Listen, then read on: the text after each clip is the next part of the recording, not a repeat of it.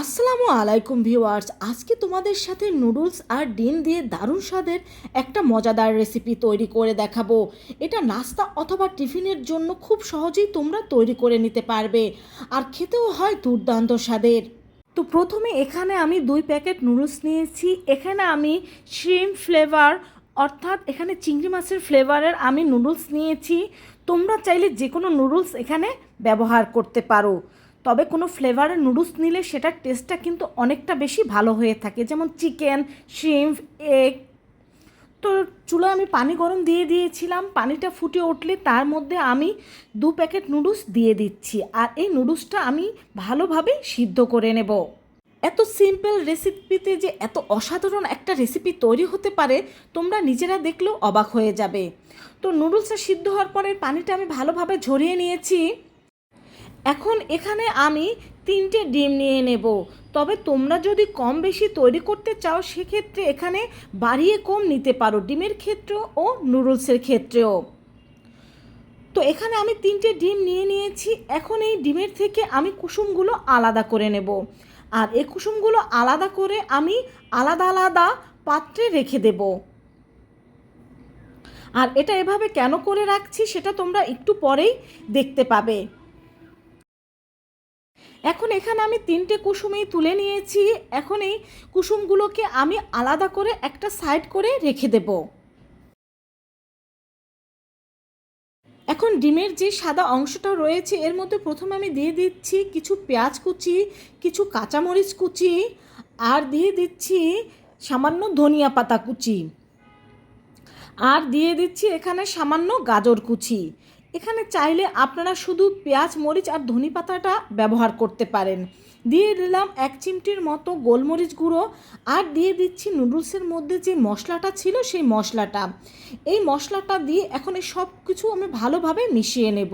আর যেহেতু এখানে শুকনো মশলা রয়েছে একটু সময় নিয়ে মিশিয়ে নেবেন।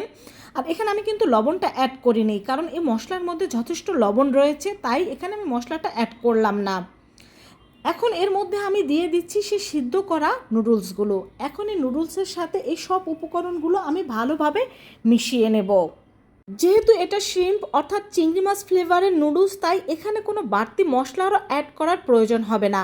শুধু ঝালটা আপনারা আপনাদের পছন্দ মতো এখানে ব্যবহার করতে পারেন, কারণ এটা খেতে এমনিতেই অনেকটা ভালো হবে। তো চুলায় আমি তেল গরম দিয়ে দিয়েছি, আর দেখতেই পাচ্ছেন খুব সামান্য তেল লাগে এটা তৈরি করতে। এখন এই তেলের মধ্যে আমরা যে নুডলসটা তৈরি করে রেখেছিলাম তার 3 ভাগের 1 ভাগ আমি এর মধ্যে দিয়ে দেব। যেহেতু এখানে আমরা 3টে ডিম নিয়েছি, তাই আমি এখানে মোট 3টে নাস্তা তৈরি করব। তো 3 ভাগের 1 ভাগ এটা প্যানের মধ্যে দিয়ে দেওয়ার পর এইভাবে হাত দিয়ে আমি এটার মাঝখানে একটু ফাঁকা করে নেব। একেবারে পাখির বাসাটা যেরকম হয় ঠিক সেইভাবে করে আমি নিচ্ছি। এখন এর মাঝ বরাবর আমি দিয়ে দেব একটা কুসুম। আর এরকম আলাদাভাবে কুসুমটা দিয়ে দেওয়ার জন্যই কিন্তু আমি প্রত্যেকটা কুসুম আলাদা আলাদা বাটিতে তুলে রেখেছি। এখন একটা ঢাকনা দিয়ে এটাকে আমি ঢেকে দেব 2 থেকে 3 মিনিটের জন্য। আর এখন কিন্তু চুলার হিট মিডিয়াম টু লো হিটেই রয়েছে।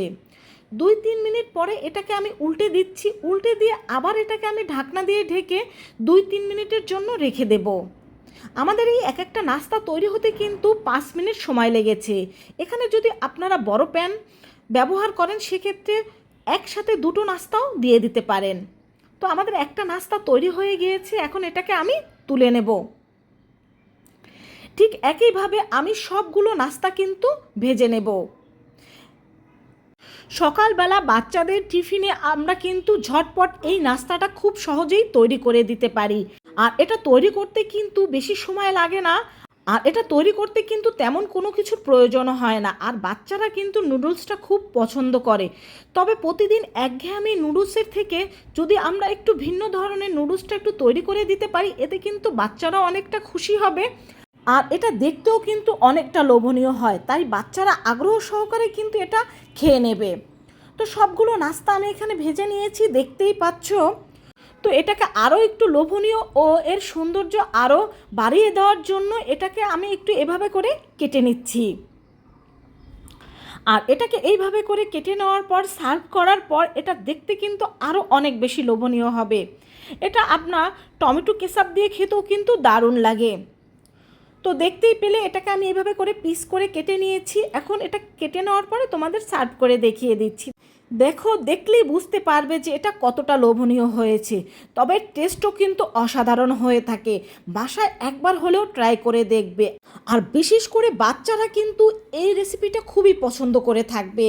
আর এই নাস্তাটা তৈরি করার ক্ষেত্রে তোমরা কোনো ফ্লেভারের নুডলসটা ব্যবহার করার চেষ্টা করবে, এতে কিন্তু এর স্বাদ আরও অনেকটা বেড়ে যায়।